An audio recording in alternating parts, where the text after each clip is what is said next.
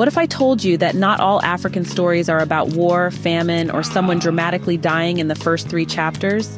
What if I told you there's a book where people are worried about matching furniture, career moves, and whether a wedding will look Instagram perfect before Instagram even existed?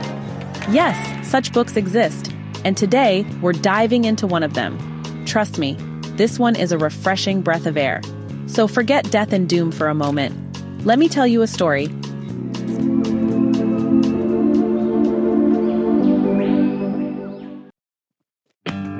Meet Deola, our protagonist. Now, Deola is a smart, well-educated woman living in London. She's in her 30s, working, paying bills, and living what many would call the dream. But as far as her family back home in Nigeria is concerned, the dream looks a lot like the nightmare of eternal singlehood. Yes, her mother is worried. Not just a little worried. This woman is organizing a full-blown marital intervention.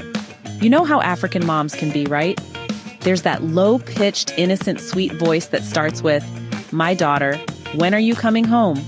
Which is always code for, "When are you bringing home a man?" Her siblings? They've all done the respectable thing. They've moved back to Nigeria, gotten married, and are now producing babies like it's an Olympic sport. And here's Deola, in her quiet London flat, enjoying her independence like a crime against culture. And that right there is her dilemma. The quiet independence of London versus the loud, communal, everybody knows your business life in Nigeria. You know the one, where personal problems are public property and everyone older than you automatically gets a license to advise you whether you want it or not. And the worst part, you can't even snap back. You just sit there nodding like, "Thank you, Auntie. I'll marry next week." But Deola is not your stereotypical character who's completely cut off from her roots. She's Nigerian to the core. She still values family, she still keeps in touch, and she still goes home for visits. In fact, part of the story revolves around her trip back home. When she returns to Nigeria, oh boy, does she feel the cultural whiplash. Everything is louder, people, traffic, even opinions. And everybody's watching you. Aunties giving you the side eye, uncles casually asking when you'll settle down. Meanwhile, Deola's thinking, settle down? I haven't even figured out what to have for dinner tonight. This return home is also where we get to see Sefi Atta's real genius. Those tiny, subtle changes happening in African societies. The tug of war between tradition and modernity. On one hand, you've got weddings that look like they were plucked straight from Vogue. White gowns, champagne toasts, hashtags trending. On the other hand, you still can't skip the traditional rites. Because what's a wedding without aunties dancing with cash, right? And gender roles? They're shifting too. Gone are the days when women were just silent spectators in the grand drama of life. Here, we meet bold, independent women, women who travel, women who make choices, women who, brace yourself, even get pregnant without marriage, and the world doesn't end. Imagine that. Wow! And of course, the men, the men. Some are progressive, some are still trapped in the era of a man is a man and can do no wrong. We meet cheating husbands, sugar daddies, and yes, area mummies. The whole cast of African social drama is here. Now, if you think this is all prim and proper, you're wrong. Because Sefi doesn't shy away from life's messy bits. People are having sex, making mistakes, living real lives. There are gay characters quietly hiding their truth because, well, Nigeria isn't exactly Pride Central. There are mistresses unapologetically playing their game. There are unstable homes, cheating spouses, and young people trying to navigate this maze called life. And then there's Deola's love interest, Whale. Oh, Whale! For a moment it feels like we're heading toward that classic fairy tale ending. You know the one where the music swells, the camera pans out, and everyone lives happily ever after? Yeah, no, Sefi said, not in my book. Just when things look perfect, she drops in this little detail, the infamous toilet seat incident. And if you're wondering, what's the big deal about a toilet seat? Trust me, it says everything about compatibility and the cracks in even the best relationships. Tiny spanner, big implications. So, what's the bigger picture here? It's not just Deola's story. It's a snapshot of a whole class of Africans. The educated, the well-traveled, the middle-upper class. Navigating a world where they're neither fully Western nor fully traditional. It's about people caught between two cultures, doing a balancing act on the tightrope of modern life. And that balancing act? It's messy, it's beautiful, and Sefi captures it with so much grace. The book I've been talking about is A Bit of Difference by Sefi Atta. And let me tell you, this book is such a breath of fresh air in African literature. Now, here's why this book is so important.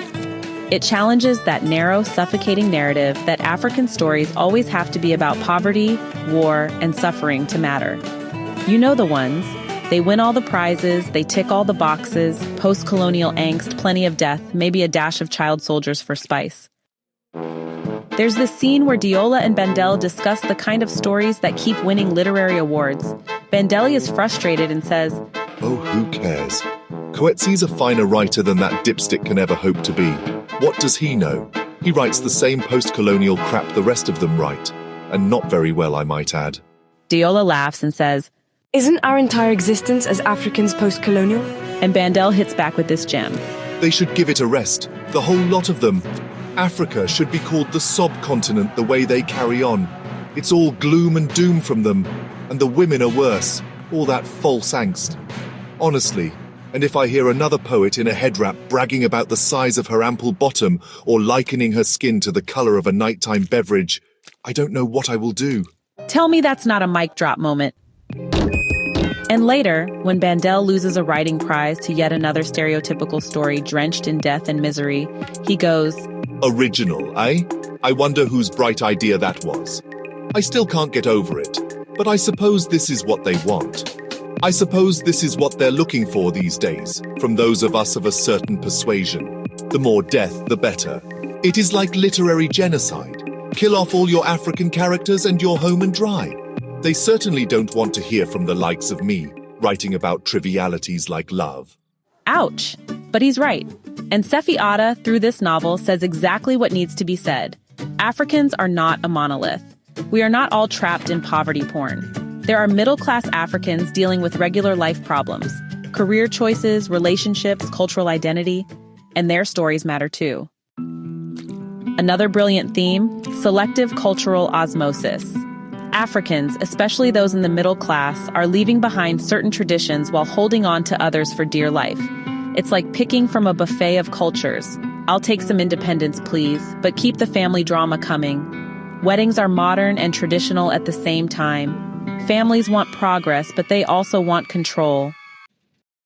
And let's not forget the gender dynamics. Women in this book are not docile shadows. They're living, breathing, decision-making humans. They're ambitious, they travel, they refuse to be boxed in. And yet, the pressure to marry is still there, lurking in the background like a nosy neighbor peeping through the curtains. What I really love, though, is how Sefi writes. The prose is clean, elegant, and so observant. She doesn't just write characters, she animates them. You can see them, hear them, feel them. Even the so-called trivialities of life feel significant in her hands. And the humor, oh, the humor. It's subtle, it's sharp, and it makes you smile even when she's making a serious point. Now, does this book have flaws? Honestly, just one for me. The font size. Seriously, publishers, what's going on? My eyes almost wrote a resignation letter. But aside from that, pure brilliance.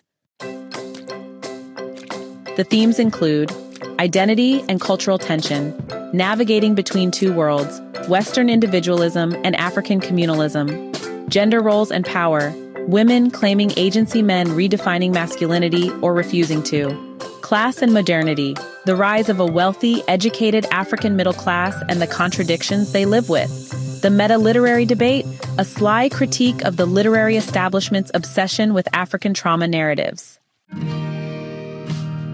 Sefi Atta was born in Lagos, Nigeria. She studied in Nigeria, England, and the United States. Fun fact, she wasn't always a writer. She started as a chartered accountant and CPA before diving into creative writing at Antioch University.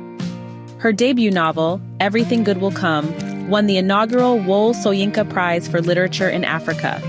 Her short story collection, Lawless, received the 2009 Noma Award. She's also written radio plays for the BBC and lives in Mississippi with her family. So if you're tired of the same old African narratives filled with suffering and despair, and you want a story that feels alive, messy, and real, A Bit of Difference is that book. It reminds us that life is complex, contradictory, and beautifully ordinary. Have you read this book? What do you think about the debate around African literature? Should we move beyond poverty and war, or do those stories still need to be told? Drop your thoughts in the comments. And if you enjoyed this review, hit that like button, share, and subscribe for more deep dives into African literature. Until next time, keep reading and keep questioning the stories we tell. Hey, thanks so much for hanging out with me today.